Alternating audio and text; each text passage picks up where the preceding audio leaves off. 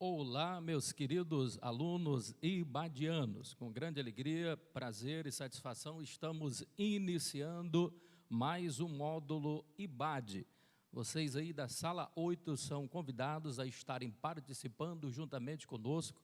Você que tem a sua dúvida, seu questionamento, pode fazer aqui, porque estamos ao vivo. Na medida do possível, vamos estar tentando respondê-los. É um prazer ter a companhia de todos vocês. Grande abraço a vocês, abraço a toda a estrutura que nos abraça nessa oportunidade, o Robson, pastor Amarildo, que tem dado todo o suporte, pastor Silas Batista, Paulo Rodrigo, pastor Erisvan, a todos estes homens de Deus que estão aí imbuídos, direto ou indiretamente, para que possa chegar até você esse abençoado trabalho, as aulas de IBAD. Ainda estamos aqui online, ainda transmitindo para vocês, até que esse período de isolamento passe, as coisas se organizem melhor e nós possamos, assim, em definitivo, poder voltar às nossas aulas presenciais. Hoje, na unidade 1, nós vamos estar falando sobre a vida de Paulo e os fundamentos da igreja, a vida de Paulo e os fundamentos da igreja, tema por demais abençoados, o módulo Epístolas Paulinas, esse grande homem de Deus, apóstolo Paulo, ele que foi o responsável por quase metade de todo o Novo Testamento, os 27 livros, ele escreveu 13, se nós contarmos que foi ele, segundo alguns dizem, embora que não temos base para essa afirmação, mas se concordássemos aqui com o que alguns dizem que foi ele que escreveu a carta aos Hebreus, então nós teríamos mais da metade dos livros do Novo Testamento escritos por Paulo. Então, a importância, a singularidade de Paulo é de primordial valor, é extremamente valorativo para a nossa fé cristã, porque se não fora os escritos desse homem, muito daquilo que nós temos de base de igreja, de fé, nós teríamos, por certo, perdido ao longo do tempo. Dado esta ênfase aqui, nós vamos estar falando sobre a vida de Paulo e os fundamentos aqui dessa igreja, no capítulo 1, capítulo 2, capítulo 3, capítulo 4 e 5, vamos estar abordando um pouco aí da vida de Paulo, vamos estar abordando sobre os fundamentos da igreja nesta primeira unidade. Uma coisa que precisa estar e ficar bastante claro na sua cabeça é quem era Paulo, de onde veio Paulo, e por que é que Paulo escreveu estas cartas? E por que é tão importante você entender isso? Quem era Paulo? Às vezes você pode dizer assim, era de Tarsis, muito bem, morador de Tarsis, da província romana da Cilícia, muito bem, não temos dificuldade, mas existem algumas divergências que a gente precisa, e eu preciso por demais da sua atenção para entender algumas coisas aqui. Paulo, ele era romano ou ele era judeu? Primeira questão, você precisa entender. E por que isso é tão importante? Então, para entendermos a respeito dessas questões, nós vamos observar o que o próprio apóstolo vai falar a respeito disso. Porque em um determinado momento, quando Paulo já está preso, o tribuno vem ao encontro com ele, lá em Atos, no capítulo de número 22, no versículo de número 27 e 28, ele vai dizer da seguinte forma, lá quando o tribuno pergunta para Paulo e dizes, és tu um homem romano? E o apóstolo Paulo vai dizer assim, sim, eu sou um cidadão romano. No versículo de número 28, o próprio tribuno ali, ele vai indagar Paulo e dizendo, ora, na verdade, eu também sou um cidadão romano, mas eu consegui isso à custa de muito, mas muito dinheiro mesmo. E você?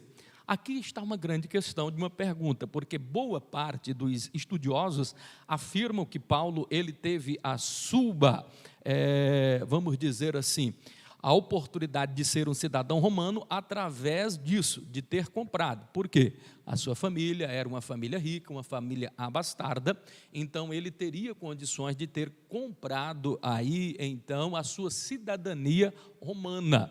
Mas a própria fala aqui do apóstolo Paulo denuncia que, na verdade mesmo, ele não comprou, porque a sequência da fala no versículo de número 28, de Atos 22, aqui ele vai dizer, não é o meu caso, eu sou romano de nascença. Aí você pode dizer assim, não, então muito bem, Paulo, na verdade, não era judeu, então.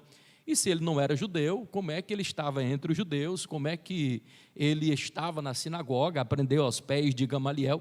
Então são questões para nós estarmos analisando. Eu preciso que você tenha sobremodo atenção para você entender direitinho toda essa questão aqui, porque entendendo isso, você não terá dúvidas mais lá na frente, quando alguém vir lhe pedir a razão a respeito desses fatos. Então, dobre a sua atenção. Paulo, ele mesmo está dizendo aqui no versículo 28, que ele era um cidadão romano. Ele foi indagado pelo tribuno. O tribuno diz, olha, eu consegui a minha cidadania à custa de muito dinheiro. E você? Ele disse, não, eu sou de nascença. É o próprio apóstolo Paulo que está dizendo. Mas aí você vai observar aonde o mesmo apóstolo Paulo, só que agora, lá na carta aos Filipenses, no capítulo de número 3, e o versículo de número 5, o próprio apóstolo Paulo falando já uma outra coisa a respeito da sua cidadania. Como ele vai dizer também na palavra de Deus, lá em Romanos, no capítulo de número 11, que é a sua principal carta, daqui a pouquinho nós vamos estar falando alguma coisinha dessa carta aos Romanos, que é a principal das cartas que ele escreveu. Então, lá em Romanos, no capítulo de número 11, o versículo de número 1, o apóstolo Paulo, ele vai dizer muito fortemente, dizendo, por um acaso, Deus desprezaria o seu povo? De maneira nenhuma. Aí ele vai explicar, olha, e eu também preciso vos dizer, eu sou hebreu, da tribo de Benjamim, ele dizendo, respondendo ali enfaticamente.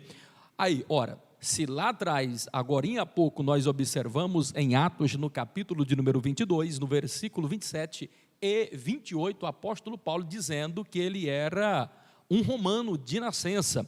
E agora, já aqui, ele está defendendo em Romanos 11, que ele era um judeu e que também era da tribo de Benjamim. Não obstante a isso, para ficar mais claro ainda a afirmação do que Paulo estava querendo dizer aqui no capítulo agora de número 3, o verso de número 5, ele vai dizer da seguinte forma, eu, Paulo, fui circuncidado ao 8º dia da linhagem de Israel, da tribo de Benjamim, hebreu, de hebreus, e segundo a lei, fui fariseu. Ora, não tem nenhuma sombra de dúvida que o apóstolo Paulo está dizendo aqui, que ele foi circuncidado ao 8º dia. Se foi circuncidado, ele era judeu. Segundo, ele mesmo diz, eu sou da linhagem dos israelitas. Ainda diz de qual é a tribo, da tribo de Benjamim.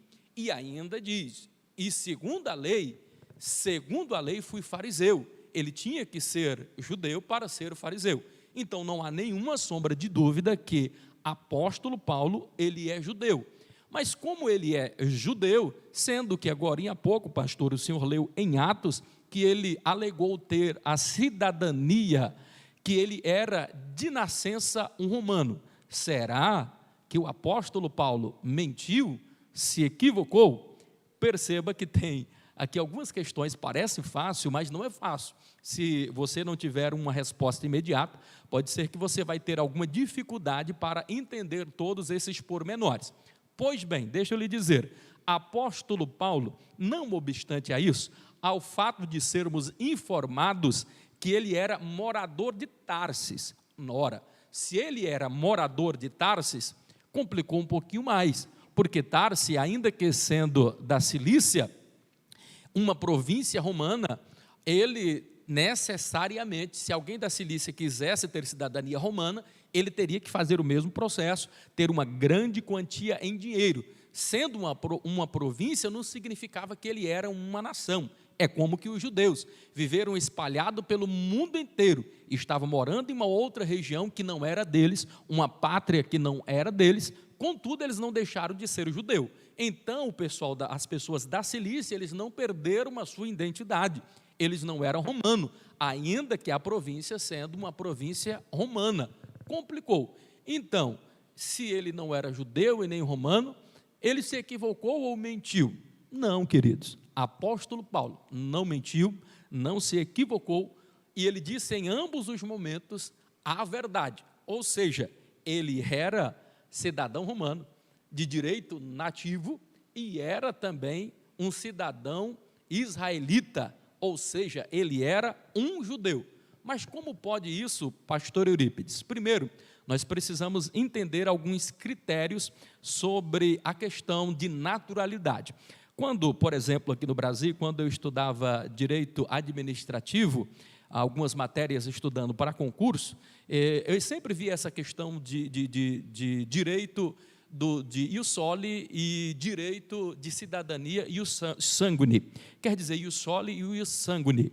Ius soli quer dizer, a pessoa, ele nasceu no Brasil, ele é brasileiro, porque nasceu no solo brasileiro. Ius sanguine, é porque ele é filho de sangue, então ele é considerado, ainda que ele esteja passeando em outro local, mas pelo critério sanguine, ele será, na verdade, aí brasileiro. Como é que o judeu ele observa essa questão? É diferente a Constituição. A nossa Constituição ela estabelece essas questões aí, inclusive o que é brasileiro nativo e o brasileiro naturalizado. Tem algumas questões. Por exemplo, a pessoa que ele é naturalizada tem algumas coisas que ele não pode fazer. Existe, mas ele não tem a cidadania.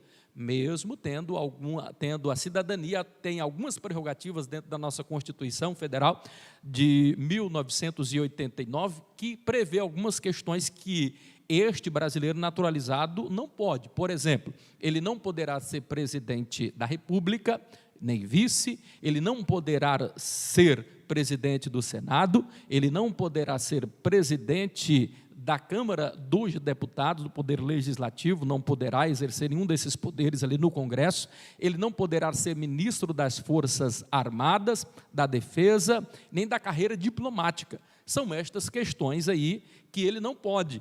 Tem algumas questões que ele não pode verdadeiramente fazer. Quer dizer, é brasileiro naturalizado, tem direitos como todos os brasileiros, mas dentro desses direitos existem algumas exceções.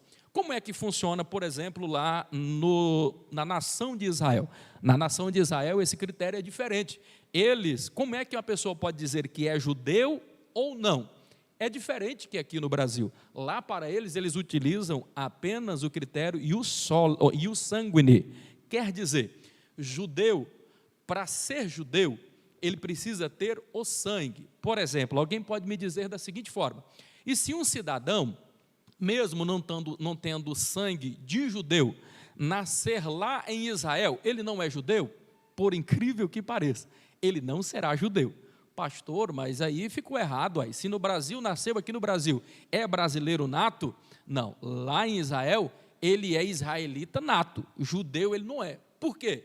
O critério que define essa questão é o sangue. O judeu em qualquer parte do mundo será judeu. Eles não abrem mão dessa raiz genealógica, eles não perdem a sua identidade, eles são extremamente organizados com isso. Se você nasceu em Israel, você terá direito à nacionalidade, você será israelita, terá os direitos nativos, mas nunca poderá dizer que você é um judeu. Por quê? Você, para ser judeu, precisa ter nascido de judeu, sangue judeu. Eles não misturam essas questões, para você entender. Então, o apóstolo aqui, Paulo, ele poderia nascer em qualquer lugar do mundo, que ainda assim ele continuaria sendo judeu. Então, ele não mentiu no aspecto de dizer que ele era judeu.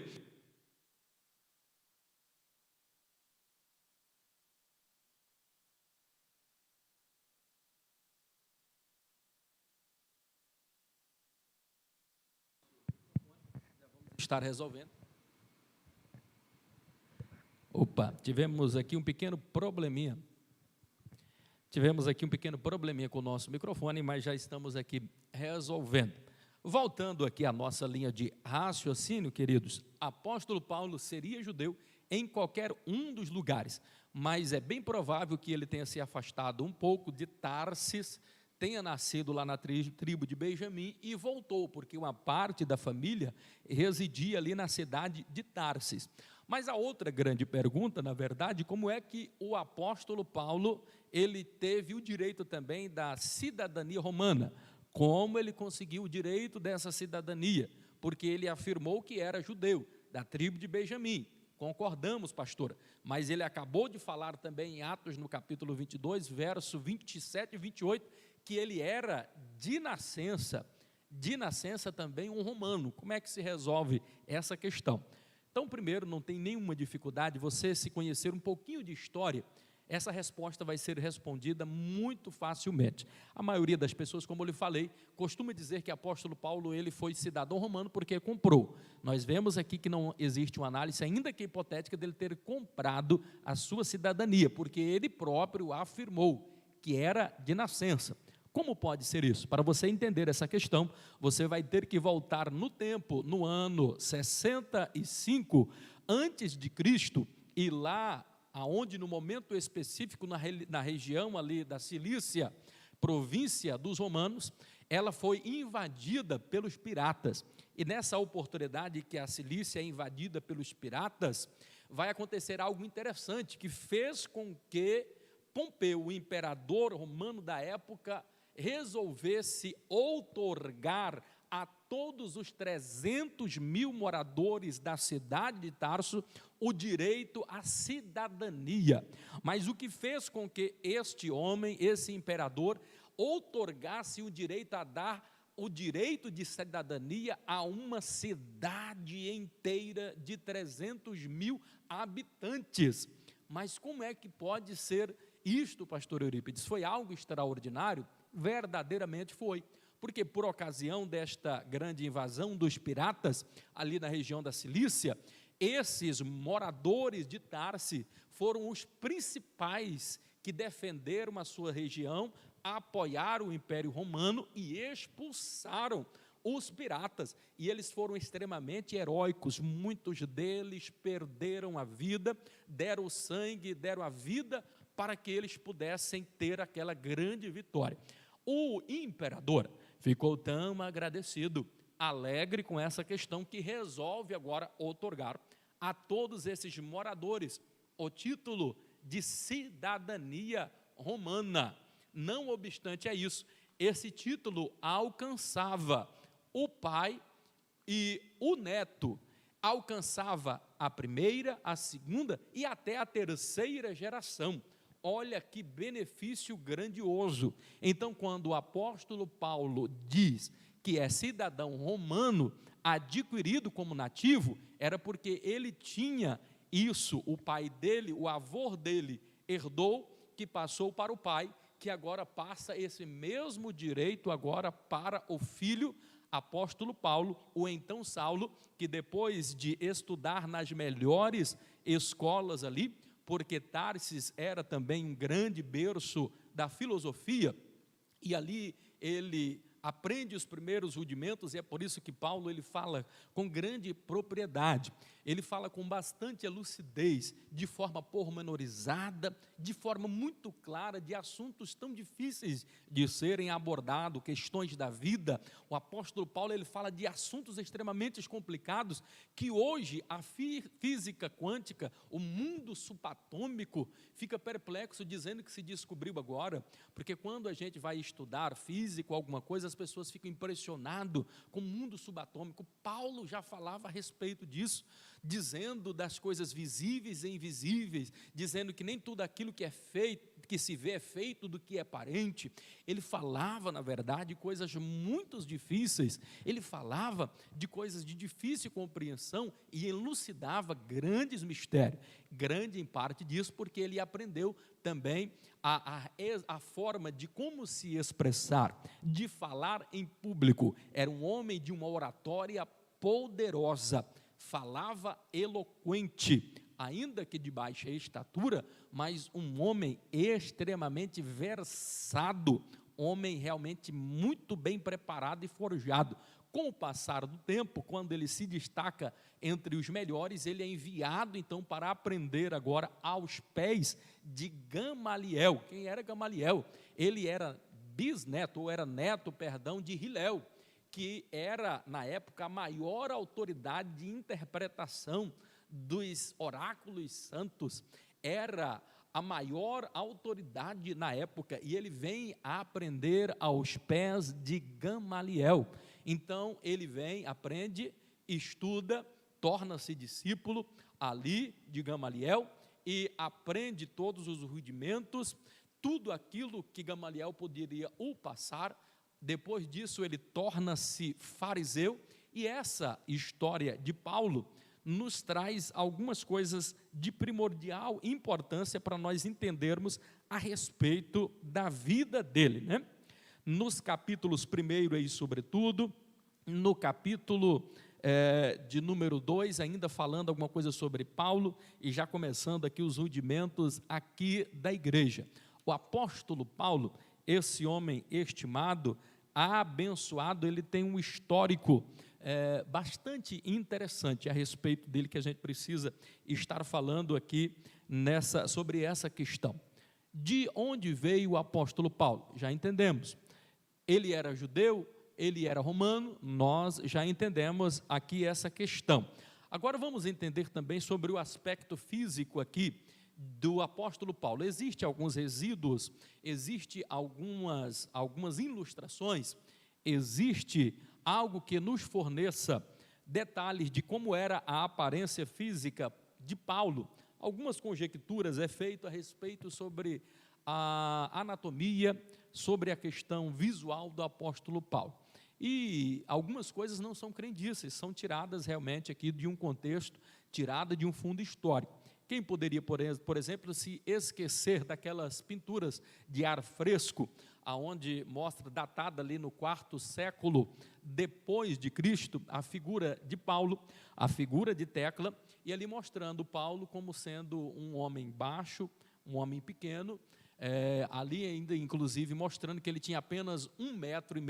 Você vai, por exemplo, observar Onesíforo, na mesma data também, ele escrevendo em língua latim, ele escrevendo no latim, escrevendo em etíope e escrevendo também em grego, falando a respeito disso, de como era essa aparência de Paulo, dizendo que Paulo ele era um homem de pequena estatura, 1,5 metro aproximadamente.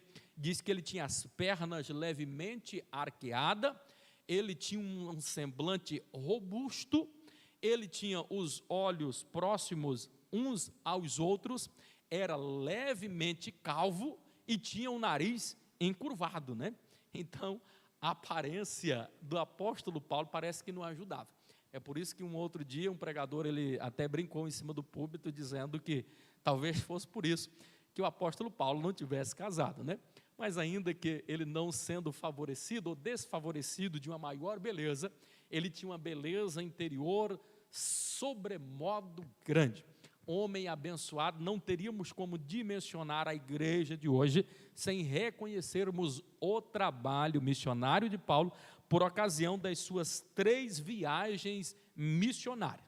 O chamado de Paulo, se você for observar, ele vai acontecer ali no capítulo de número 9, aproximadamente, ali do livro de Atos, e o interessante é que Deus o chama, e Deus o chama pelo nome. Deus chama ele pelo nome: Saulo, Saulo, por que é que tu me persegues, Saulo? E o interessante é que depois dele receber a visão, o apóstolo Paulo pega e diz assim enfaticamente: Senhor, o que é que o Senhor quer que eu faça? Então Deus, ele quer às vezes essa nossa prontidão de dizer para ele: Senhor Deus, o que é que verdadeiramente o Senhor quer que eu faça? Eu preciso ser útil de alguma maneira, eu quero ser um servo teu, eu quero ser instrumento de propagação da tua palavra. Nós precisamos nos prontificarmos para fazermos a obra do Senhor. Ah, como Deus se agrada! Quando nós fazemos isso, nos colocamos à disposição. Diz Deus: eis-me aqui, conta comigo, estou pronto para fazer, estou pronto para realizar esta boa obra. Louvado, engrandecido é o nome do Senhor Jesus. Deixa-me ver aqui se já tem alguma pergunta. Ainda não?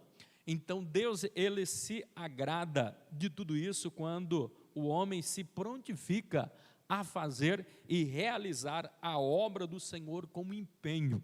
E o interessante é que o apóstolo Paulo, ele viu e ele ouviu da parte do Senhor. Primeiro ele teve a visão, ele olhou, ele viu o que outros de repente não viram, e ele ouviu o que de repente outros não conseguiram ouvir. Então isto significa dizer que a pregação do Evangelho, ela consistirá em muito pelo ouvir e também pelo ver. Falando a respeito disso, é de primordial importância você entender que a gente precisa ter cuidado, mas muito cuidado mesmo, porque tão importante quanto as pessoas nos ouvirem pregando, importante será para eles nos verem também, não só ouvirem, mas também nos verem. Então a sua pregação, enquanto eles estão ouvindo, é importante, a sua fala é importante, ela vai denunciar muita coisa, mas vai denunciar muito a maneira como você está vivendo a sua vida diante da sociedade. Não se preocupe apenas em pregar, se preocupe também com aquilo que eles estão vendo da sua vida, o que eles olhando estão pelo teu ministério, porque não adianta a palavra ser bonita, se aquilo que eles estão vendo não vai condizer com a palavra que ora você está ministrando. Então o apóstolo Paulo, ele viu e ouviu. A mensagem do Evangelho, ela vai consistir em muito nisto também, em ver e ouvir, em ver e ouvir. E outra coisa também, se prepare para o chamado de Deus, porque se Deus tem um chamado na tua vida, e se você se prontificou, assim como o apóstolo Paulo, também se prontificou a pregar o Evangelho do Senhor Jesus, prepare-te, porque as pessoas, ainda aqueles que não queiram, vão ter que ver, vão ter que ouvir Deus lhe usando para a glória do seu nome aqui na terra. Deus precisa apenas que você se prontifique, que você se coloque na brecha para poder estar à disposição para Deus lhe usar aqui nesta terra. Quer ver uma outra coisa bastante, mas muito interessante mesmo que nós aprendemos aqui sobre o chamado da vida de Paulo, aqui ainda no capítulo de número 1. O que aprendemos de tão interessante aqui, pastor Eurípides? Nessa chamada, quando ele está no caminho de Damasco, e vocês sabem muito bem, eles estão indo a um encargo, eles têm carta agora, inclusive dando a eles respaldo para destruir, para aniquilar, para tentar acabar com aquilo que eles consideravam como a seita dos cristãos, os nazarenos. Então ele vinha com uma missão específica, destruir o povo de Deus. É nesse momento que Deus tem a visão dele, e agora o apóstolo Paulo, quando recebe a visão, ele cai no chão. A grande luz é tão grande que ele perde por algum momento a questão da sua vista. Então agora ele só consegue olhar mais pelos olhos espirituais. Os olhos carnais agora ficam ali escurecidos. Tem coisas, querido, que a gente só consegue mesmo ver pelos olhos espirituais. O apóstolo Paulo deixou de olhar pelo olhar físico natural e agora passa a enxergar as coisas pelo âmbito, pelo lado espiritual. Louvado, engrandecido é o nome do Senhor Jesus. Que encontro maravilhoso. E o que nós aprendemos aqui de tão maravilhoso nessa questão? É que o apóstolo Paulo, querido, quando ele recebe a visão, e ele entende, e ele compreende que ele está tendo uma visão teofânica, a presença de Deus aqui na terra, o que ele faz? Ele cai ao chão, ele se prostra. O interessante é que os seus companheiros, que com ele também, parece, se prostraram, caíram por terra. Mas aqui está o segredo. Nós percebemos que Paulo, enquanto ouvia, enquanto recebia a visão, ele permaneceu prostrado, em sinal de humildade, mesmo sendo um homem muito conhecedor, aprendido aos pés de Gamaliel, no berço de toda a filosofia lá de Tarsis, um homem extremamente preparado, forjado, agora se humilha aos pés do Senhor. Ele agora deixa de ser Saulo e agora passa a ser Paulo. Isso é por demais importante você entender, porque Paulo significa pequeno, e Paulo era tão grande que ele sabia que era pequeno. Existem pessoas miseravelmente pequenas, que acham que para ser grande, ele precisa diminuir alguém, ele precisa fazer com que a pessoa que está do lado dele diminua, para que ele cresça. O apóstolo Paulo era tão grande, e porque ele sabia que era grande, era porque ele sabia que era pequeno, e porque ele sabia que era pequeno, e Paulo era o seu nome que significava pequeno, era por isso que ele se tornou grande, é por isso que ele se humilhou. O que eu aprendo aqui? Apóstolo Paulo, enquanto Deus não mandou ele levantar, ele não se levantou. Perceba que os outros agora estão de pé, porque quando Deus pede para o apóstolo Paulo em seu chamado se levantar, quem é que os ajuda a se levantar? Os que estavam com ele, ou seja, eles já estavam de pé quando Deus mandou eles se levantarem. Então o detalhe aqui não está também só em se prostrar, é importante prostrar, render-se, humilhar-se aos pés do Senhor, em oração, em busca, e a oração é o elo que nos une por demais a Deus. Nada nos une mais a Deus do que a nossa oração, o nosso espírito quebrantado em tua presença. Então todos ali ficaram prostrados, pastor? Sim, todos se prostraram.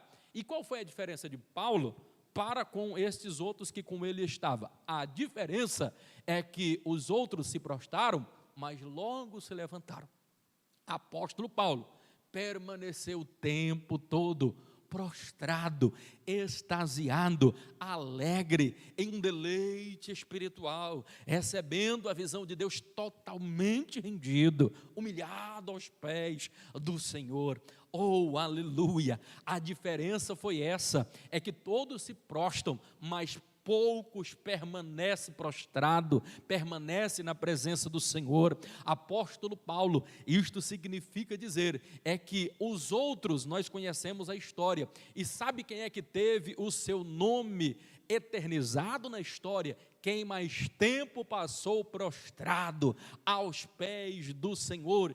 Quem é que vai ter o seu nome nos anais da história? Quem passar o maior tempo da vida dele buscando a Deus. É por isso que grandes homens como Spurgeon, como George Whitefield, John Wesley, William Moody, esses homens eram mais sustentados pelo joelho do que com qualquer uma outra coisa que eles fizessem. Então nós somos sustentados pelo joelho. Quer que o seu ministério cresça, quer que o seu ministério seja profícuo, então se prepare. Se existe uma coisa, meu querido, e é importante você saber disso, Deus não engana ninguém no seu chamado, no seu ministério.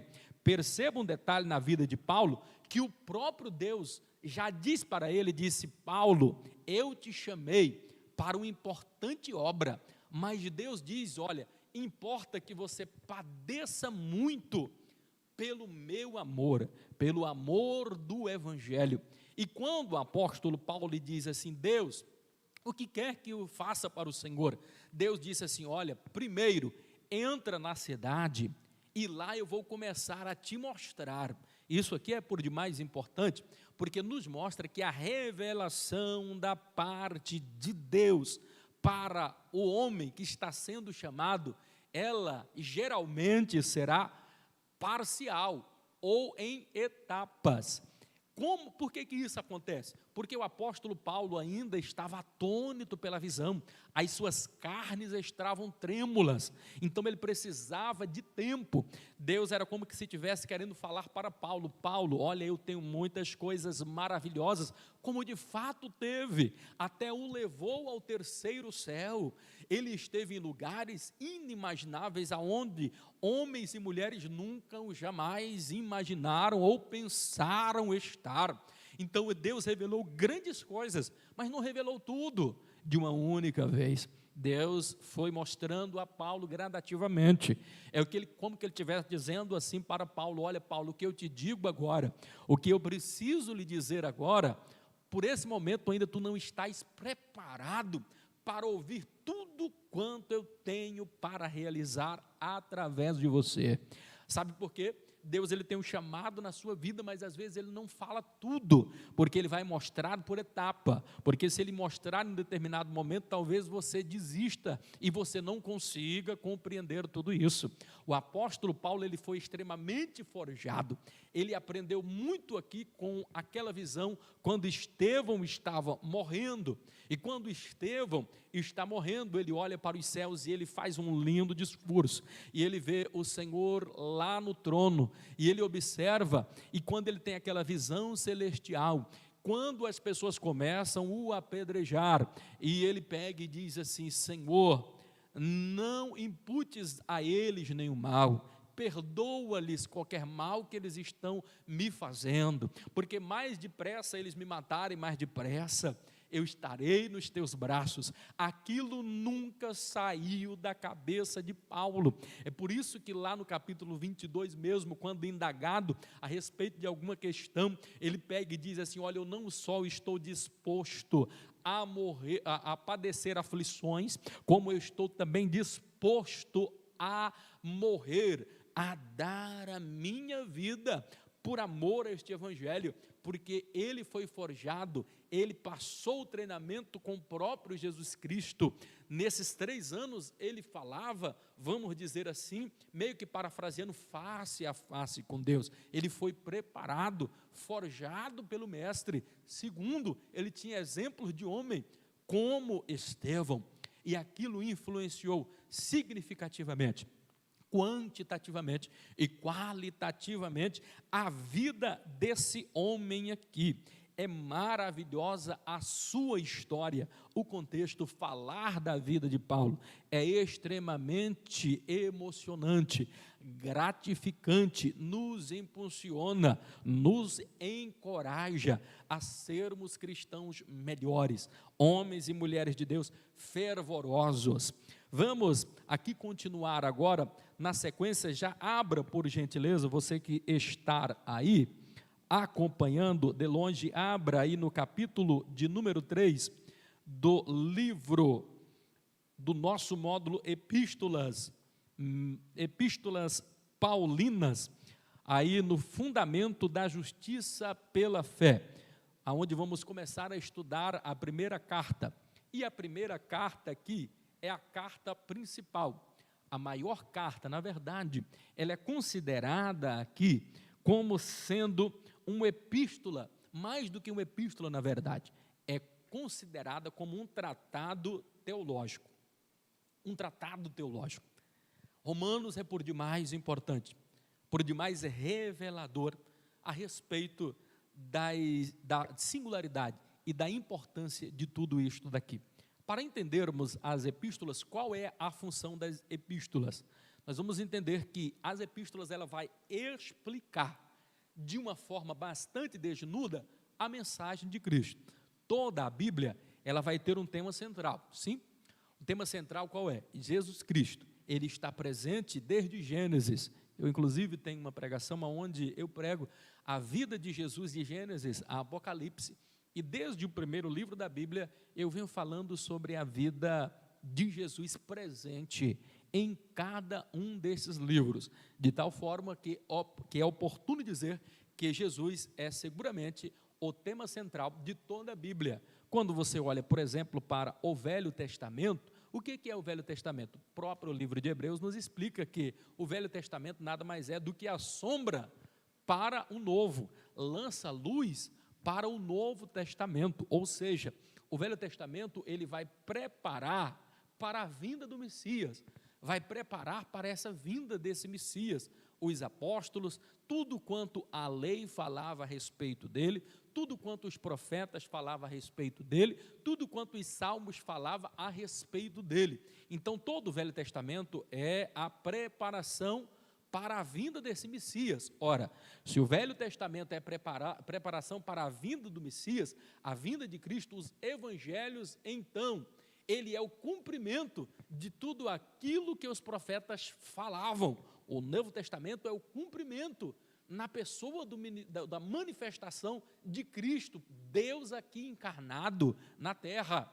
Então, se, na verdade, o Velho Testamento, ele prepara para a vinda do Messias, os evangelhos é a manifestação do Messias, o que é o livro de Atos? O livro de Atos, na verdade, é aquilo que nós estamos estudando também aqui, é o fundamento da igreja na base da pessoa de Cristo Jesus.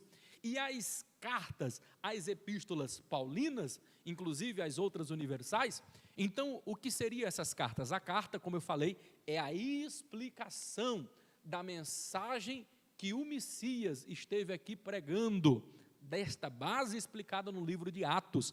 E o livro de Apocalipse vai fechar também na centralidade de Jesus Cristo, como sendo o primeiro, o último, o princípio e o fim, que todas as coisas se residem nele, porque dele, por ele, para ele, e ele será a consumação de todos os séculos.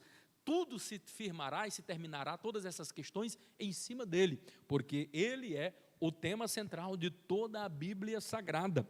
O livro de Romanos, ele é por demais importante, e se nós fôssemos aqui falar e colocar aqui, não que os outros não sejam importantes, são por demais importantes, mas o livro de Romanos, ele tem uma singularidade, mais do que uma epístola, ele é, na verdade, considerado um verdadeiro tratado teológico.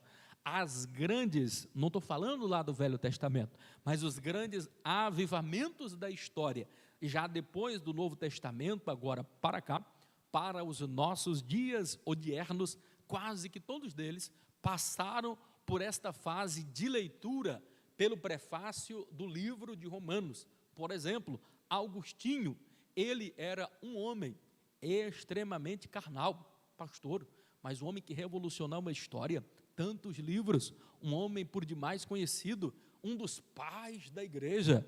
Ele era um homem profano, sim, era adúltero, ele tinha casos imorais, extraconjugais. Sabe quando é que ele teve uma mudança verdadeira? Quando ele está um dia na casa de um vizinho do seu lado, e esse vizinho era temente a Deus, e quando ele resolve ir na casa desse vizinho, porque ele estava ouvindo um chamado, e quando ele ouve aquele chamado, ele começa a caminhar, e no fundo ali do quintal tinha uma pequena cabana, e naquela cabanazinha tinha uma mesa, e em cima dessa mesa tinha uma Bíblia, e em cima dessa Bíblia estava aberto no livro de Romanos.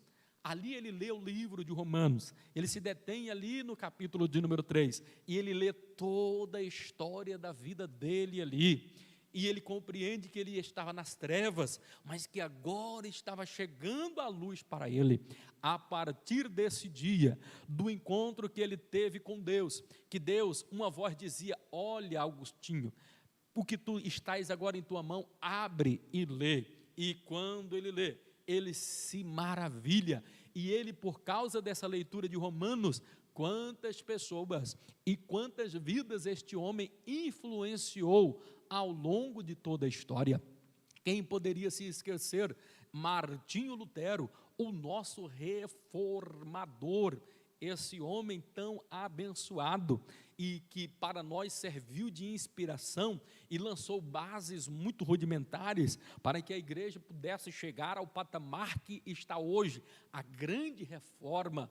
Hoje ela é essencial, principalmente no nosso meio evangélico, muito aplaudida, reverenciada. Esse homem, ele teve a sua vida mudada também, quando em um dia ele observa essa questão da graça apresentada aqui no livro de Romanos, porque ele era um homem que se sacrificava, era um homem que pagava em indulgência, mas quanto mais ele se sacrificava, enquanto mais ele se mutilava, enquanto mais ele dava indulgência, ele percebia que se sentia mais indigno, pobre, miserável pecador. Então ele agora tem um encontro verdadeiramente nesse livro, o livro de Romanos. Aquilo foi tão impactante na vida dele, e os estudos de Agostinho, inclusive, serviram para o impulsionar a conhecer melhor a graça de Deus. Às vezes nós também, meus amados e queridos irmãos, não conseguimos dimensionar o tamanho desta graça. Às vezes você não se acha merecedor do amor de Cristo. Às vezes você não se acha merecedor do perdão de Deus. A graça de Deus, ela basta, ela é suficiente na tua vida. Não para você viver uma vida irresponsável, segundo o seu bel prazer, não. Mas para quando você errar, acreditar, você merecer, você não merece, porque até a salvação, ela é um favor imerecido da parte de Deus. Você precisa entender essa questão, mas todas as vezes que você errar, todas as vezes que você pecar, que você falhar, tem um advogado especial, fiel e justo lá no céu, oh aleluia, que está pronto a lhe perdoar, que está pronto a resolver o seu problema, esquecer, jogar no lado do esquecimento. Para tudo tem uma solução. Você merece o perdão de Deus. Deus lhe ama, Ele quer te abraçar, Ele quer te perdoar. Se você está tendo dificuldade por causa desse período de isolamento, de pandemia, de quarentena, aonde você está recluso, em que muito pouco você pode abraçar as pessoas, existe alguém que você pode o abraçar com toda a segurança, com todo o seu amor. Então, meu conselho nesse período de quarentena, abrace Jesus, assim como Lutero, ao ler o livro de Romanos, abraçou e teve a vida mudada, transformada, regenerada pelo poder desta palavra contida aqui na epístola de Paulo aos Romanos. Assim se deixa também ser impactado por esta palavra. O livro de Romanos é por demais importante, é empolgante falar a respeito disso. Quem poderia, por exemplo, esquecer da vida de grandes homens? Só vou citar mais um aqui para não ficar muito extenso: John Wesley, um dos grandes reformadores, homem abençoado, que também era um amante dos estudos de Agostinho, de Lutero. Ele, nessa sequência, quem vai se esquecer do dia 31 de dezembro do ano de 1739, quando eles na Altergate, reunidos em um clube chamado o Clube dos Santos, eles resolvem agora a fazer um momento de oração. Era um dia de virada, porque era 31 de dezembro, já despontava um novo dia, já despontava um novo ano, era próximo à meia-noite, estava se aproximando o ano de 1740 e passando 1739, ele resolve agora ler ali um compêndio do homem abençoado Lutero, e quando ele lê o prefácio de Lutero a respeito do livro aqui de Romanos, a vida dele foi impactada. A vida de John Wesley já era muito abençoada, mas a partir desse encontro que ele tem nessa revelação tão gloriosa e maravilhosa com o livro de Romanos, quando ele entende, quando ele compreende a força, o poder, a unção e a graça contida nas palavras de Paulo, no livro aqui de Romanos, aos Romanos, quando ele contempla tudo isso, a vida dele mudou e ajudou a mudar, porque a partir disto daqui, começou aquele que era considerado o grande avivamento que aconteceu lá na Inglaterra por ocasião daquele século. Você que conhece bem a história, entende bem o que eu estou falando a respeito de todas essas questões, de todos esses fundamentos aqui. Meus amados, queridos e diletos irmãos, tem muitas coisas gostosas, preciosas aqui para nós estarmos falando junto com vocês aqui nesta oportunidade, mas julgo ser oportuno parar por aqui. Hoje estivemos aqui falando a respeito da vida de Paulo e dos fundamentos da igreja. Eu imagino que o que aqui nós falamos já seja suficiente para pavimentarmos um caminho para as outras 12 epístolas que nós vamos estar falando na subsequência, e as epístolas paulinas. De minha parte, o meu muito obrigado. Deus em Cristo Jesus vos abençoe de uma forma toda especial, que os estudos das cartas paulinas, epístolas paulinas, ajude a influenciar a sua vida, como a vida de muitos ele influenciou através dos seus escritos. Deus em Cristo Jesus vos abençoe. Grande abraço a todos.